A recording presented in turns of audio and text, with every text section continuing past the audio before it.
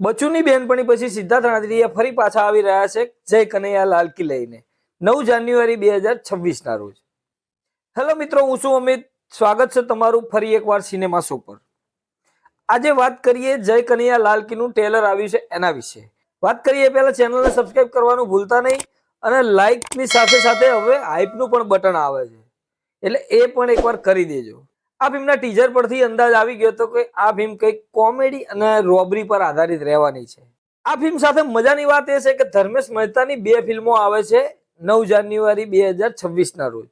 એક છે ફિરકી અને જય કનૈયા લાલ કી. એક જ ડિરેક્ટર, બે ફિલ્મો. ગજબ કહેવાય ને. આ ટ્રેલરની શરૂઆતમાં જ આપણને બતાવી દેવામાં આવે છે કે કનૈયાલાલ રિટાયર થઈ ચૂક્યા છે અને એમની રિટાયરમેન્ટની જિંદગી જીવી રહ્યા છે.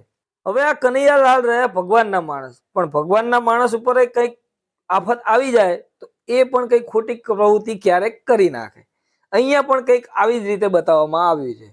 કનૈયાલાલની જિંદગીમાં કંઈક આમ તેમ થઈ જાય છે તો એના પછી કનૈયાલાલ કંઈક ખોટું પગલું ભરે છે એવું આપણને અત્યારે અંદાજ આવે છે. ગામની બેંકમાં લૂંટ થાય છે અને એ લૂંટ કંઈક ને કંઈક અંશે કનૈયાલાલે કરી હોય એવો શક છે. કનૈયાલાલ આ ઇન્વેસ્ટિગેશન માંથી કઈ રીતે બચશે એ આપણે આ ફિલ્મની અંદર જોવાનું છે.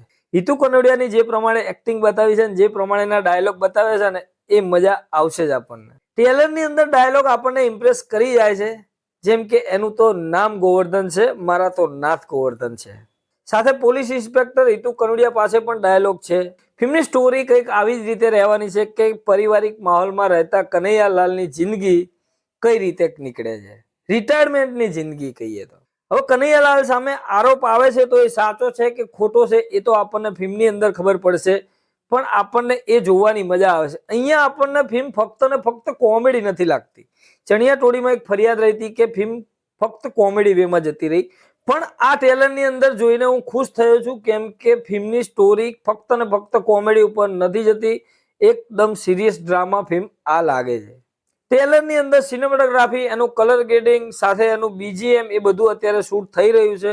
ફિલ્મની અંદર સોંગ કેવા છે એ આવશે એટલે આપણને ખબર પડશે. ટ્રેલર અત્યારે જોઈએ તો સરસ મજાનું મસ્ત મજાનું ટ્રેલર કહી શકાય, લાજવાબ ટ્રેલર પણ કહી શકાય, કેમ કે ટ્રેલરની અંદર ખાસ કોઈ આપણને ખામીઓ જોવા નથી મળી. સિદ્ધાર્થભાઈની એક્ટિંગ પણ સેમ જેવી લાગે છે, પણ મને ક્યાંક ને ક્યાંક એવું લાગે છે કે ફિલ્મની અંદર સિદ્ધાર્થભાઈનો રોલ કંઈક અલગ નીકળશે. એમની બોલવાની સ્પીચ તો એવી જ છે, પણ એમનું જે કેરેક્ટર બતાવ્યું છે ને એ મને ફિલ્મની અંદર કંઈક અલગ લાગે છે. કાસ્ટિંગ પણ ફિલ્મનું પરફેક્ટ થયું એવું લાગે છે, કેમ કે સિદ્ધાર્થ રાંદેરિયા, શ્રેય મારડિયા, હિતુ કનોડિયા ઇન્સ્પેક્ટરના રોલમાં, અનેરી ઘણા બધા બીજા પણ કલાકારો આ ફિલ્મની અંદર જોવા મળે છે. એટલે કાસ્ટિંગમાં અહીંયા હાલ કોઈ ખામી પણ લાગતી નથી. ઓલ ઓવર પ્રોડક્શન વેલ્યુ એક બંગાળી પ્રોડક્શન છે એવી મને જાણકારી મળી છે ત્યાં સુધી, અને હવે ગુજરાતમાં આ ફિલ્મ લઈને આવી છે. જોઈએ આ ફિલ્મ કેવો કમાલ કરે છે 9 જાન્યુઆરી 2026 ના દિવસે. ટ્રેલર જોઈને તમારું મંતવ્ય શું છે એ કોમેન્ટ બોક્સમાં ખાસ લખજો. મળીએ મિત્રો નેક્સ્ટ વિડીયોમાં નવા વિડીયો સાથે સિનેમા શો પર.